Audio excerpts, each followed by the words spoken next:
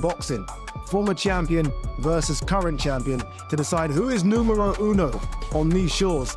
Now, before they throw hands May 9th and duke it out, they're going to duke it out verbally here. Clock in, everyone.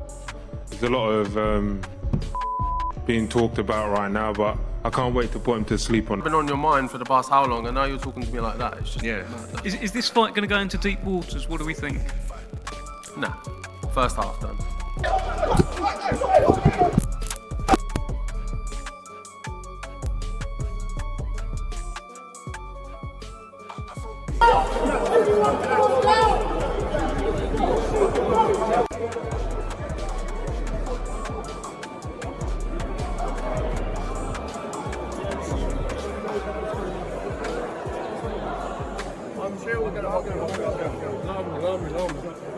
Are you bleeding? I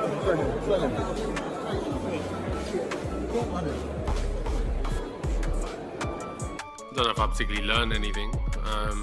There wasn't nothing I didn't know already that I hadn't seen already in other situations and other circumstances that was a bit jittery when the cameras are on, when it's a big stage, when it's a big event.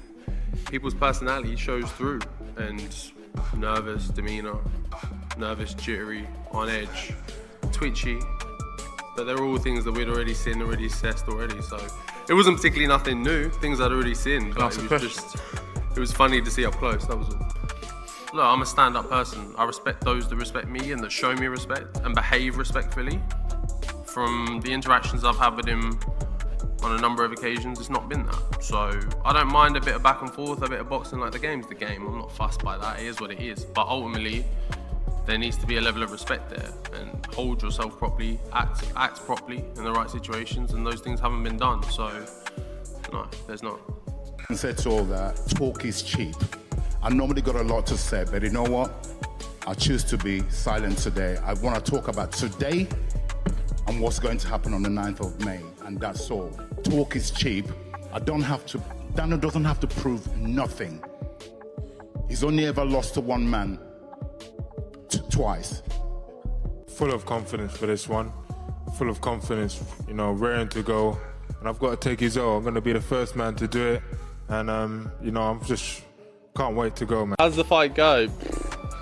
Well, I think it's obvious to see that I'll knock him out. Like that's easiest to say. That's known. It's just whether I want to do it early or I want to do it late. I look up to him a lot. I'm very proud of him, all the things he's achieved in life, and I think my brother will win. Obviously, I think he'll win by knockout, to be fair. There's not much to say that hasn't already been said. And I guess on that point, the main thing to say is don't blink. It's because, look, my fans, my supporters, everyone here at Ipswich, especially here at this ground, the fight I had here was probably synonymous with that of don't blink, because all in a second, the fight with Justice Hooney was upside down and was on its head.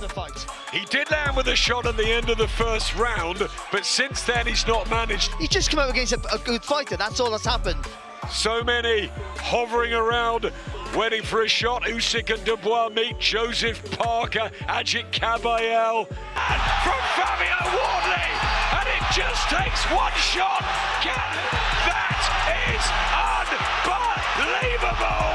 Fabio Wardley losing virtually every single round, and he fights a Jack Shammer. Oh my word! And again, for the Daniel fight, I think it's going to be a very similar moment in terms of just one punch knockout, him down, him out. If you blink, you would have missed it.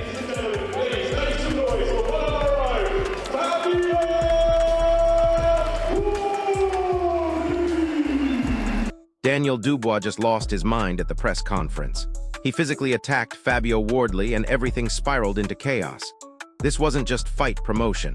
This was personal, and Wardley is absolutely furious about what just went down.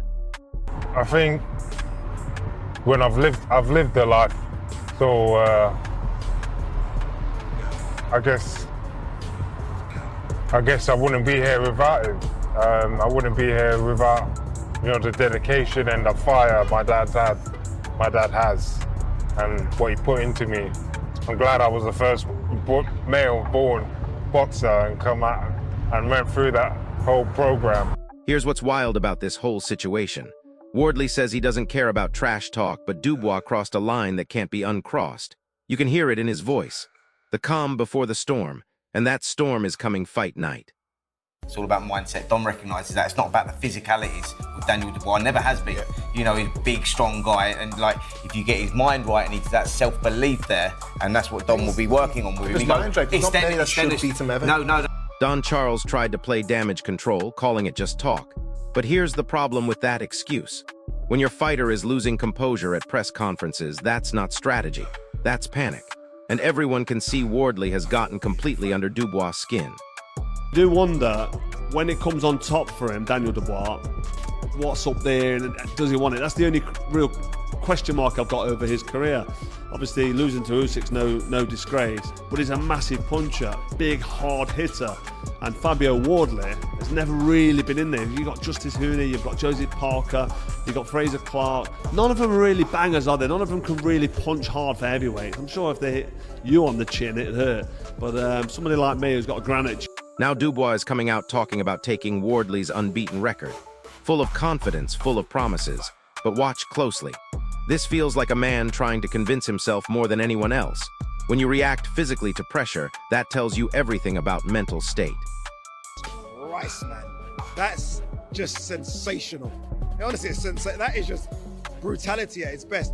I have picked against Fabio 2 or 3 times. I will never pick against him again. That being said, I picked against Dubois a couple of times. I think it's 50-50, and this isn't fencing because I 51-49 Fabio. Fabio can crack, unlike any heavyweight I think right now in the division, but he takes a lot of punishment. Like, we've seen it, and I don't think you can take that type of punishment early from Dubois. But it's a tremendous fight. And look, if it does happen, credit to both. Credit to Dubois. To do Usyk, Miller, Hrgovic, AJ, Usyk, Wardley is better than any run minus Usyk in the heavyweight division. And, by the way, Parker was supposed to be squeezed in. But listen to how Wardley responds to all this drama. Zero hesitation. He's not just predicting a win, he's calling a straight knockout like it's already written in stone. That level of belief, that comes from experience handling chaos and still delivering when it matters most. Because Fabio is a world champion now in his own right. And that 5% I'm just talking to you about, he's 5% better now than what he was before he won the title, because that's what it gives you when you win a world title. Now, he's just beaten Joseph Parker, right? And messed him up quite badly. It wasn't an easy fight. It ebbed and flowed for periods in that fight, but ultimately, Wardley got the job done. That's what he does. He gets the job done. Look at his career. Now, he would have improved, and a lot is to be said of Daniel Dubois because he's got an excellent jab. That was the difference between him and AJ when they fought, was that jab. It was just beautiful. Wardley's got a good jab, and if Wardley's jab has improved since winning that title, then even Solomon Wardley is backing his brother for the knockout. Family support is expected, but it doesn't change what we've already witnessed. Pressure makes or breaks fighters at this level, and Wardley has proven he thrives when things get messy. Competitor out there I can find who's available, who Wardley gets really dangerous. He's warning everyone that one single moment ends everything. That power is real, and it's already flipped multiple fights completely in his favor. He sounds relaxed, but absolutely lethal at the same time. Champion, you obviously have a say in this fight. Dubois opens up about his father shaping his career, showing the emotional foundation. But here's the harsh reality. Emotional stories don't win fights.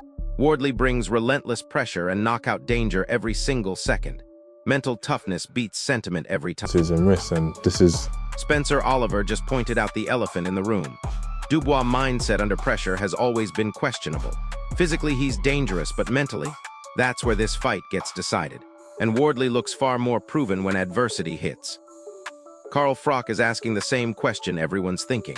What happens in Dubois' head when things get tough? He admits the power is there, but questions everything else. Meanwhile, Wardley consistently finds ways to survive and finish fights when it matters most. The experts keep coming back to the same point about Wardley. He takes punishment but turns fights around in devastating fashion. If Dubois doesn't finish the job early, Mackenzie becomes even more dangerous as rounds go on. That's terrifying for any opponent. Duke Dubois spotted something crucial here. Wardley's evolution since becoming champion has been incredible. He's not just relying on power anymore. He's developing into a complete fighter who adapts mid-fight and finds solutions under the worst pressure imaginable. So here's what we're really looking at. Power versus mental toughness. Dubois has the tools to hurt anyone early, but Wardley has proven he can survive chaos and still knock people out cold. The press conference incident just proved who handles pressure better. Who do you think wins this war, and does Dubois' meltdown prove he's not ready for this level? Drop your predictions in the comments, smash that like button if this breakdown helped, and subscribe because this division is about to explode. I'll see you in the next one.